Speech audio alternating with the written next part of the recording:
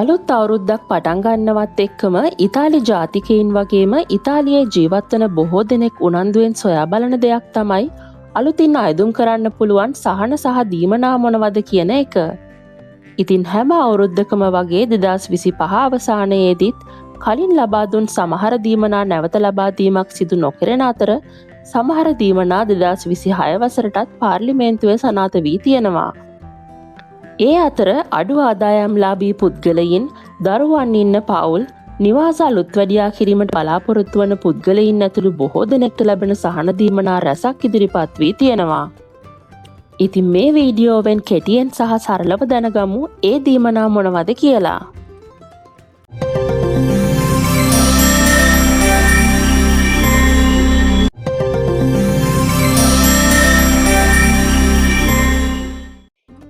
අඩු ආදායම්ලාභී පුද්ගලයින් වෙනුවෙන් 2026 දිත් සනාථ වී ඇති දීමනා අතරින් එකක් තමයි කාර්තාක්කු ඉස්ති කියන අත්‍යවශ්‍ය භාණ්ඩ මිලදී ගැනීමේ පෙරගෙවුම් කාඩ්පත. මේ කාඩ්පත ලැබෙන්නේ ඉසේ අගය 8117යි 7007කට වඩා අඩු වගයක් ගන්නා අවුරුදු 65ට වැඩි වැඩිහිටියන්ට හා අවුරුදු 3ට අඩු දරුවන් ඉන්න දෙමාපියන්ටයි.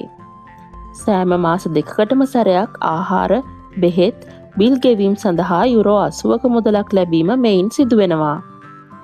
අලුත් අවුරුද්දටත් සනාථ වුණු තවත් දීමනා දෙකක් තමයි බෝනුස් නුවෝවිනාති හා බෝනුස් අසීලොනීදෝ කියන්නේ. බෝනුස් නුවෝවිනාති දීමනාව ලැබෙන්නේ ඉසේ අගය 40000ට අඩු පවුල්වල 2025 ජනවාරි 1 වෙනිදා සිට ඉපදුණු සෑම දරුවෙක් වෙනුවෙන්මයි. දරුවාගේ මූලික අවශ්‍යතා සඳහා අවශ්‍ය කරන සියලුම භාණ්ඩ මිලදී ගැනීමට යුරෝ 1000ක වවුචර් පතක් ලබා දීම මෙයින් සිදුවෙනවා. බෝනුස් අසීලොනීදෝ දීමනාව ලැබෙන්නේ අවුරුදු 3ට අඩු දරුවන් දිවා සුරැකුම් මධ්‍යස්ථානයකට යැවීමේ අවශ්‍යතාවය ඇති දෙමව්පියන්ටයි. මේ දීමනාව ඉසේ අගය අනුව වෙනස් වන අතර මෙයින් ලබාගත හැකි උපරිම මුදල වසරකට යුරෝ 3600ක් වෙනවා. මීළඟට නිවාස අලුත් වැඩියා කිරීමේදී ලැබෙන දීමනා අතර බෝනුස් රිස්ත්‍රුත්තුරත්සියෝනි, බෝනුස් මෝබිලි හා එකො බෝනුස් කියන දීමනා ප්‍රධාන තැනක් ගන්නවා.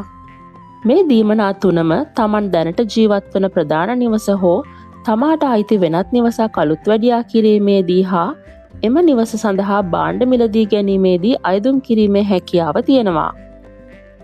ඔබ ජීවත්වන ප්‍රධාන නිවස සඳහා 2026 දී බෝනුස් රිස්ත්‍රුත්තුරත්සියෝනි දීමනාව ලබා ගන්න පුළුවන් වෙන්න නම් 2025 දී අලුත් වැඩියා කටයුතු ආරම්භ කර තිබිය යුතු අතර 2026 දී ඔබේ 730 වාර්තාවට එම වියදම් ඇතුළත් කළ යුතු වෙනවා.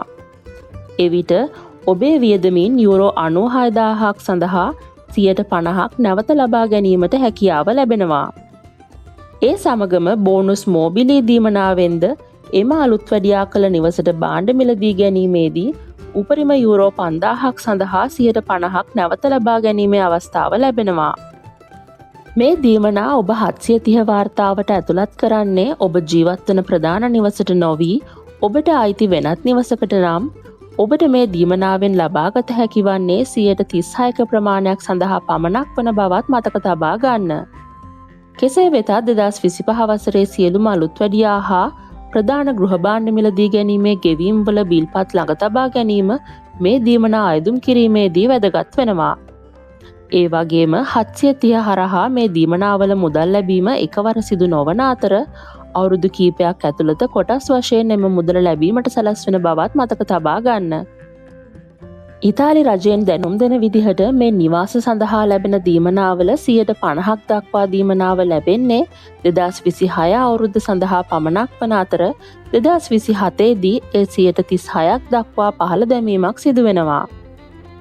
අවසාන වශයෙන් පාසල් යන වයසේ දරුවන් සිටින දෙමව්පියන්ට අලුත් දීමනාවක් ලබා දීමට මෙවර ඉතාලි රජය තීරණය කර තියෙනවා.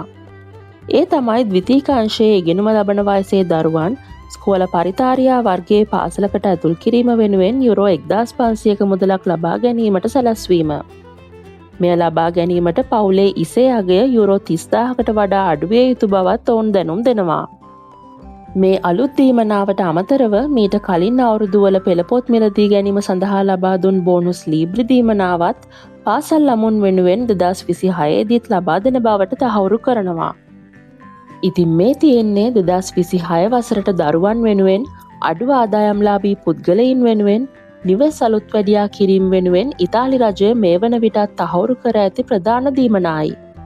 මේවායේ ඉදිරියට ඇතිවන වෙනස්කම්වලදී අපි නොදන්න ඉතාලිය නාලිකාව හරහා ඒ පිළිබඳව ඔබ දැනුවත් කිරීමට බලාපොරොත්තු වෙනවා.